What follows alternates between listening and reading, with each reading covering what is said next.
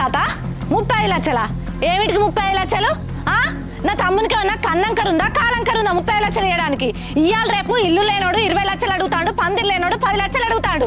నా తమ్మునికి భూమి ఉన్నది, జాగుంది, నెలకు 60,000 జీతగాడు, వానికి 30 లక్షలు ఇస్తారా మీరు?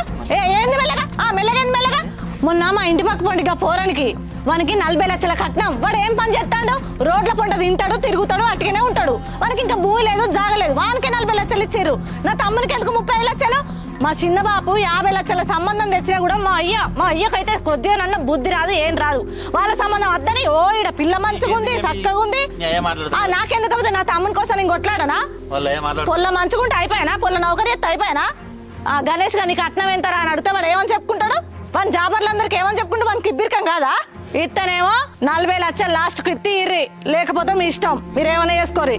బాబు నేను చెప్పిన కాడికి ఇంటనేమో ఇరు, లేకపోతే మరి నీ ఇష్టం, వాళ్ళ ఇష్టం.